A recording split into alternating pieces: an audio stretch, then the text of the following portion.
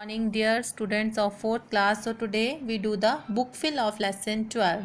तो आपने स्टोरी पढ़ी एक राजा की। वो थोड़ा मूर्ख तो था ही ना, जिसने कि दो धोखेबाजों को अपने महल में आने दिया और उसकी बातों पे विश्वास कर लिया उन दोनों धोखेबाजों की कि वो ऐसा कपड़ा बनाएंगे जो मूर्ख लोग नहीं देख पाएंगे। और उसके कारण उसको क्या हानि हुई कि वो सारा सोना और जो कीमती चीज़ें थी उनको लेके वो भाग गए। तो हम क्या करेंगे, tick the correct option. 1 day 2 swindlers came to the emperor city। ठीक है, दो धोखेबाज आए थे।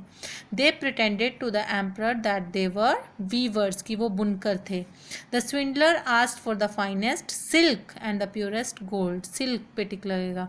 everyone admired king's new suit। सभी किसकी तारीफ कर रहे थे? किंग के नए सूट की।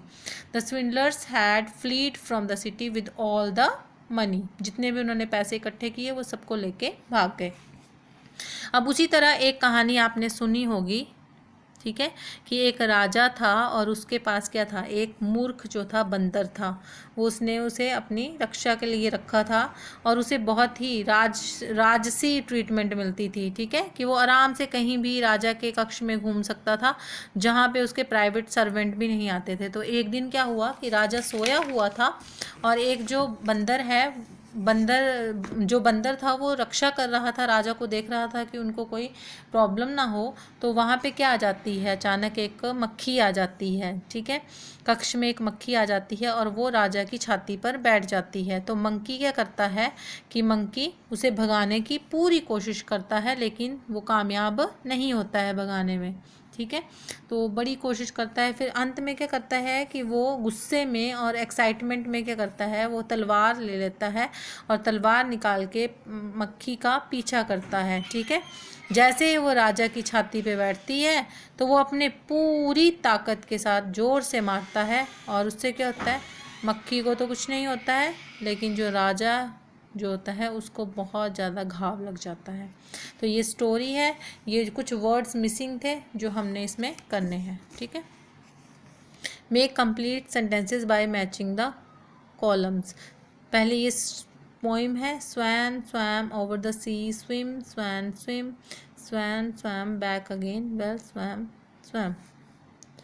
तो हम क्लाइंब कहाँ करते हैं, हम चढ़ते कहाँ हैं, हिल्स में या स्टेयर्स में या ट्रीज़ में। ठीक है, या पेड़ों पे या सीढ़ियों में या पहाड़ियों में। वी राइड, हम किसके ऊपर बैठते हैं, ऑन हॉर्सेस और बाईसाइकिल। वी नॉक, नॉक कहाँ करते हैं हम, ऑन आ डोर में। वी लाइट, लाइट क्या करते हैं, कैंडल और या तो मोमबत्ती जलाते हैं या बिजली जलाते हैं। ठीक है, आग जलाते हैं। वी सेलिब्रेट, सेलिब्रेट क्या करते हैं हम, birthdays and festival. And we kick, किसको करते हैं, अब फुटबॉल को। तो ये मैच करने थे जो इसके सही से मैच होते हैं। अब आपको टेंसेस के बारे में मेरे को बताने की ज़रूरत नहीं है कि प्रेजेंट कंटिन्यूस टेंस क्या होता है और पास्ट कंटिन्यूस टेंस क्या होता है। प्रेजेंट कंटिन्यूस टेंस में इज एम आर के साथ वर्ब की फर्स्ट फॉर्म का यूज़ होता है और आईएनजी। और पास्ट कंटिन्यूस में वॉज वर्ब के साथ वर्ब की फर्स्ट फॉर्म और आईएनजी लगता है। उसी तरह जो परफेक्ट टेंस है उसमें क्या लगता है, हैज़, हैव और वर्ब की थर्ड फॉर्म लगती है। और पास्ट परफेक्ट में हैड के साथ वर्ब की थर्ड फॉर्म लगती है। तो यहाँ पे कुछ फिल इन द ब्लैंक्स है, जैसे I was dash the coins. ठीक है, वॉज लगा है, ठीक है, तो क्या हो जाएगा, counting. I was counting the coin. The artist is लगा है तो पेंटिंग अ पोर्ट्रेट। ये लिखे थे वर्ड्स, इसमें बस हमने आईएनजी लगाना है। माई पेरेंट्स हैव लग गया यहाँ पे, इट मीन्स ये परफेक्ट टेंस हो गया। तो थर्ड फॉर्म लिखेंगे, अराइव, अराइव्ड, अराइव्ड। तो यहाँ पे क्या आ जाएगी, अराइव्ड। दे वर लगा है, sleeping when the phone rang, ये है past continuous tense. The cat has लग गया तो प्रेजेंट परफेक्ट टेंस। तो लिक का क्या हो जाएगा, थर्ड फॉर्म, लिक्ड। लिक्ड होता है जीभ से चाटना। ठीक है, the cat has licked the milk in the pot. The boys were लगा है, it means past continuous tense. तो स्विम का क्या हो जाएगा, swimming in the pool. She was, यहाँ पे भी वॉज लगा है तो सिंग का क्या हो जाएगा, singing. She was singing a beautiful song. I am लग गया, इज एम आर। और गो का क्या हो जाएगा, going. I am going to the zoo with my friend, zoo with my friends.